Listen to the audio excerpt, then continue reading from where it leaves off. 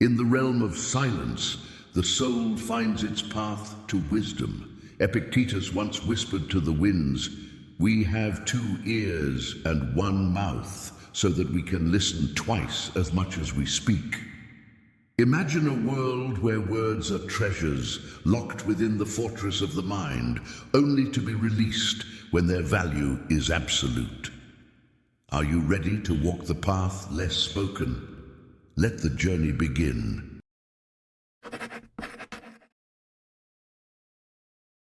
Eliot, a renowned artist from the vibrant streets of Toronto, had a voice that danced as vividly as the strokes on his canvas. Known for his ability to weave narratives through both his art and his words, Eliot's life was a melody of color and sound. Yet, in an unforeseen moment, everything changed. A tragic accident snatched away his voice, casting him into a world of silence. The transition was harrowing. The studio, once alive with the buzz of creativity and conversations, now lay eerily quiet. Eliot faced his canvases, the same tools in his hands, but the essence of his expression felt lost. He was adrift in silence, searching for a beacon to guide him back. It was during these trying times that Eliot stumbled upon the wisdom of Stoicism, finding solace in the words of Marcus Aurelius. "You have power over your mind, not outside events. Realize this, and you will find strength." This simple yet profound insight struck a chord within him. Eliot realized that his true voice was not lost. It had merely changed mediums. He began to channel all his thoughts, his feelings, and his newfound philosophy into his art. Each brushstroke became a testament to his resilience, each color a reflection of his inner journey. Eliot's work transformed, becoming more introspective yet universally communicative. His art spoke of the struggles and the beauty of the human condition, of the power of silence, and of the strength found within. In this new chapter, Eliot's art became his voice, louder and more poignant than ever before.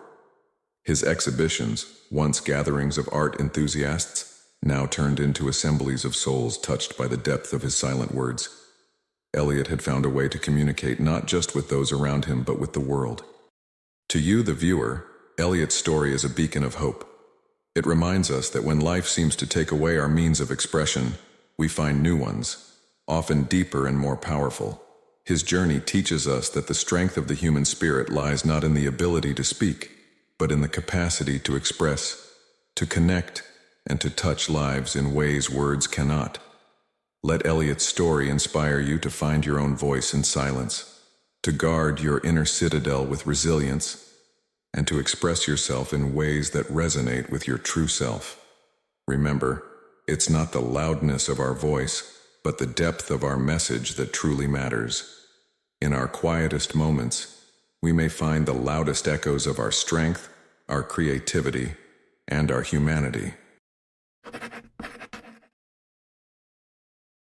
In a small town where every face was familiar and every sunrise promised peace lived Alex, a war veteran whose return home was nothing short of a hero's welcome.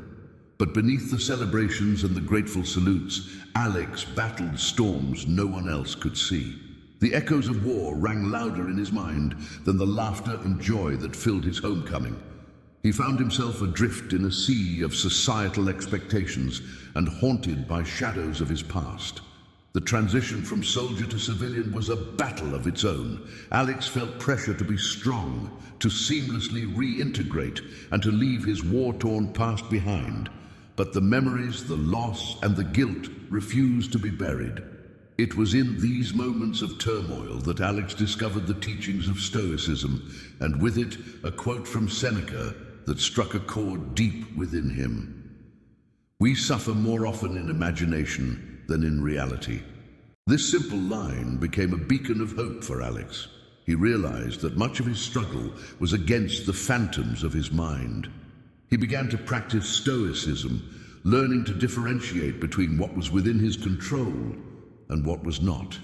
He focused on the present, on rebuilding himself from the inside out. Alex worked to guard his inner citadel, to fortify his mind against the onslaught of external pressures and internal demons.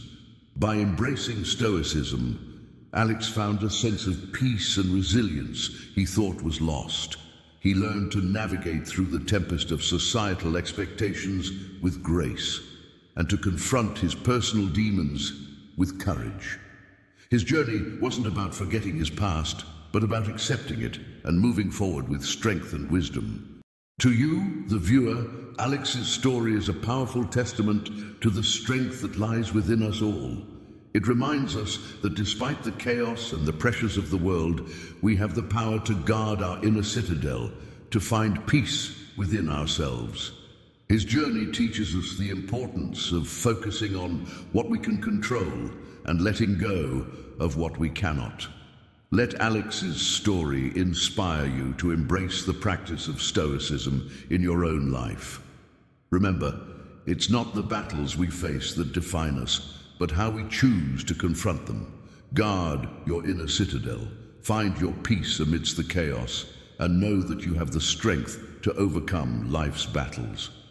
The power to navigate through life's storms lies within you, in the quiet strength of your own mind and the resilience of your spirit. Never expose yourself to the whims of fate. Instead, anchor yourself in the wisdom that you are the master of your own peace. Lena's journey to the Olympics was a testament to human resilience and determination. From a young age, she had one dream: to stand on the Olympic podium with a gold medal hanging from her neck, her country's anthem playing in the background. As her talent for track and field blossomed, so did the spotlight of fame and the weight of expectation. Every race, every victory, brought her closer to her dream, but also thrust her further into the public eye. The glare of fame was blinding. Critics and fans alike hung on her every move, dissecting her performances, her training regimen, even her personal life. The pressure was immense. Lena found herself struggling to maintain her focus, her composure wavering under the weight of expectation. It was during this tumultuous time that she stumbled upon the teachings of Stoicism, and within it, a quote from Epictetus that would become her mantra. "It's not what happens to you, but how you react to it that matters." This simple yet profound wisdom resonated with Lena. She began to apply Stoicism to her life, focusing on what was within her control: her training, her mindset, her reactions. She learned to guard her inner citadel, to keep the distractions of fame and the noise of critics outside her walls. Lena found strength in the quiet focus that came with acknowledging that the only approval she needed was her own. As she stood on the starting line at the Olympics, the weight of the world on her shoulders, Lena felt a sense of calm she had never experienced before. She had trained for this moment, mentally and physically. When the gunshot echoed, signaling the start of the race, Lena ran not just for the gold, but for the purity of the sport she loved, for the joy it brought her. And when she crossed the finish line, the world watching in awe, Lena knew that her greatest victory was not the medal around her neck, but the peace she had found within. Addressing directly to you, Lena's story is a reminder that the greatest battles are often fought within. In a world that constantly seeks to define us by our achievements, our failures, and the opinions of others, remember to guard your inner citadel.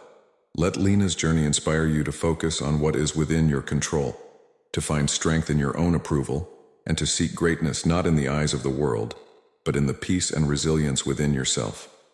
Remember, it's not the noise of the world that defines your worth, but the quiet strength of your response to it. Like Lena, you too can find your composure and focus amidst the chaos, achieving your own form of greatness. Guard your inner citadel, for within it lies the power to rise above expectations, to silence critics with your actions, and to find peace in the pursuit of your dreams. Imagine standing at the edge of a serene lake, your reflection mirrored perfectly on its surface.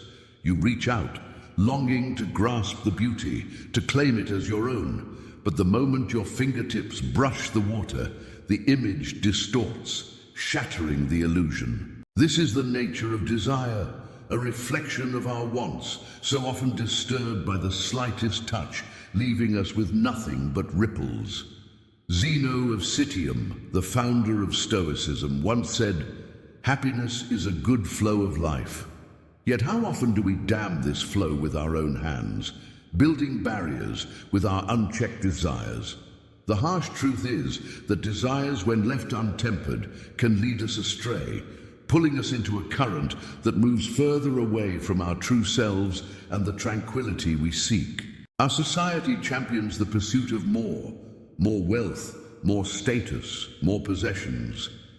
Yet this relentless pursuit often leaves us feeling emptier than before, our reflections lost in the turbulent waters of desire. It's a cycle that not only exposes our vulnerabilities, but also erodes the inner peace we long for. By allowing our desires to dictate our paths, we become puppets to an insatiable hunger, one that can never truly be satisfied. Tempering our desires is not about denying ourselves joy or ambition. It's about recognizing what truly brings us fulfillment.